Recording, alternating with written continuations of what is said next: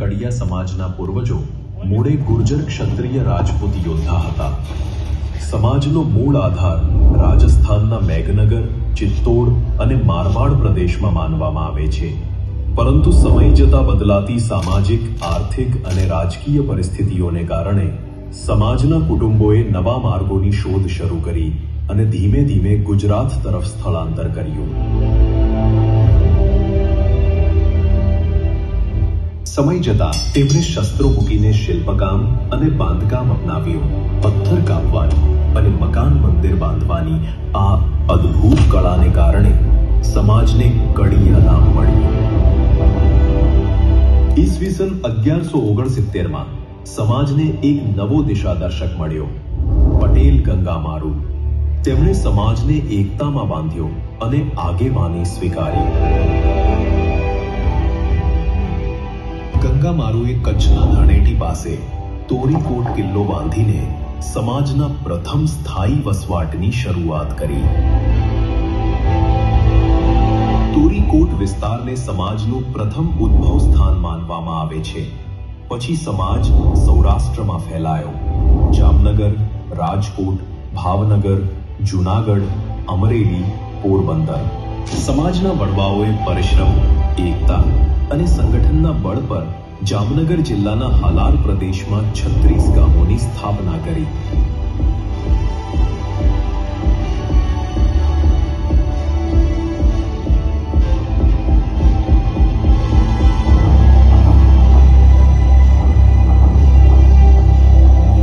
સમાજના આરાધ્ય દેવ છે વિશ્વકર્મા ભગવાન.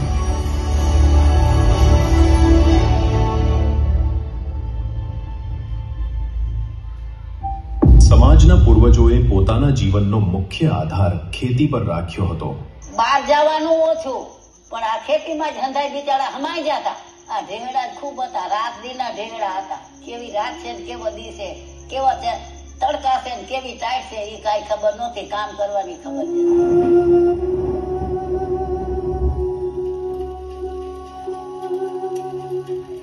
જમીનને ઉપજાવીને પરિવારોનું જીવન ચલાવવું અને પશુપાલન કરવું એ તેમના રોજિંદા જીવનનો એક મહત્વનો ભાગ હતો. આખો દી ધંધો કરે ને ત્યાં આવ્યા હોય ને, ત્યાં મેઘવાર આવ્યા હોય ને તેને હુંડલો કહણા દઈ દે એટલે આ સૂકવાઈ ગયું. તો એવી રીતે સૂકવતા. જાર બાજરા ખાતા તે 2 રૂપિયાની જાર ને 5 રૂપિયાની બાજરો ઈ ખાતા. પહેલાના જમાનામાં ગામડાનું જીવન ખૂબ સાદું, મહેનતુ, નૈતિક મૂલ્યો પર આધારિત અને શાંતિપૂર્ણ હતું. માટીના ઘર, છાપરા, સાંજ પડે ત્યારે દીવડાઓની નરમ ઝગમગાટ. ખેતી એ જીવનનો મુખ્ય આધાર હતો, પરંતુ એ કામ ખૂબ કઠિન હતું. આગળ ખેતીને તો વાત જ મૂકી દો. હર ને ગાડા ને બરજિયાથી ગાડા હતા. ધૂળના ગાડા ભરી ભરી લઈ જતા. હાથી હલવતા, કો હાંકતા, બે કો હાલતા હોય ને પાણી જાતું હોય તે મશીન જેટલું 2 કોનું પાણી જાતું હોય તોય ઘઉં ખાય એટલા કરી જા તો પછી ઉપર પાણી ન ચડતા. અને અત્યારે તો ભૂંગરા બેલીને પાણી બધે બોભારે ચડાવી દે છે. મહેનત કરી કરી થાકી ગયા. એ બરધિયાના હાંકીને ખેહડા ઢેરી થાકી જતા. બિચારા હાથી ભાઈ ફરીને જણે થાકી જતા. તો એ કડિયા કામ ઓછા હતા. બહુ ઢેડાના દીધ હતા બાપુ. ઢેડા કરતા. ખેડૂત વહેલી સવારે ઉઠીને ખેતરમાં જતા, બળદ સાથે હળ ચલાવતા, પરિવાર સાથે વાવણી કરતા. ઉનાળાની ગરમી હોય કે શિયાળાની ઠંડી, આરામ માટે સમય નહોતો.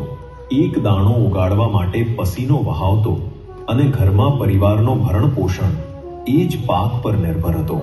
કઈથી તન પાલી 5-5 કિલો દરી લોટ ખાધો છે. જેથી તો એક આનાનું નારિયેળ મળતો 100 રૂપિયામાં પોણોમાં થઈ ગયું. 25 રૂપિયા એને વાપરવાના હોય છે. 75 રૂપિયામાં મકાન. બાજરાના કહણા ચીરીને વીટી અને ખાંડી અને રોટલો કરીને ખાતા. તોય સારું છે, આપણે એમ કહીએ સારું છે. ભગવાન હૃદયને સુખી રાખે.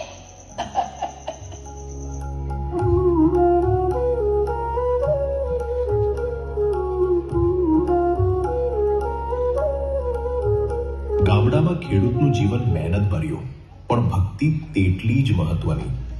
કુળદેવી અને સુરાપુરાની ભક્તિ ગામને એકતા અને સંસ્કૃતિથી જોડતી. પૂરા જયારે બલિદાન દીધું ગામ માટે, એટલે આખું ગામ એને પૂજે છે. સુરાપુરા દાદા એટલે આપના કુટુંબમાંથી થયેલા એવા શૂરવીર પુરુષ જેઓએ કોઈ સ્વાર્થ વિના માત્ર ગાય અને સ્ત્રીના માન માટે પોતાના જીવનનું બલિદાન આપ્યું હતું. જ્યાં તેમનું મસ્તક ઉતારવામાં આવ્યું અને જ્યાં મસ્તક વિનાનું ધડ પડ્યું, ત્યાં પથ્થર બેસાડી તેમની સ્મૃતિને જીવંત રાખવામાં આવી છે. જ્યાં લોકો આજે શ્રદ્ધાપૂર્વક સુરાપુરા દાદાને યાદ કરે છે.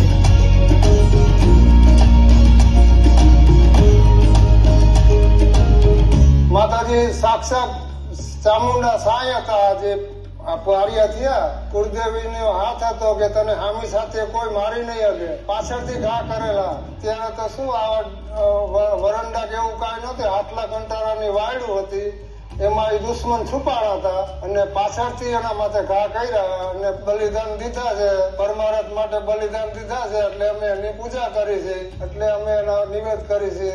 અમારી બૈરાઓ ચોખા જારે છે.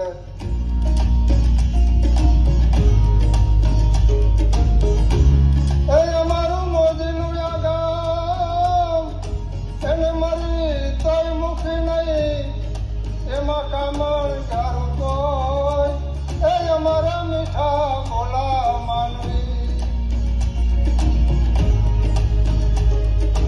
મનોરંજન માટે ગામડાનું જીવન પણ અનોખું હતું. શ્રાવણ માસના મેળા, ગામોગામ ડાયરા, રામા મંડળ, ઐતિહાસિક નાટકો અને ભજન સંતવાણીના કાર્યક્રમો જોવા માટે લોકો દૂર દૂર સુધી જતા.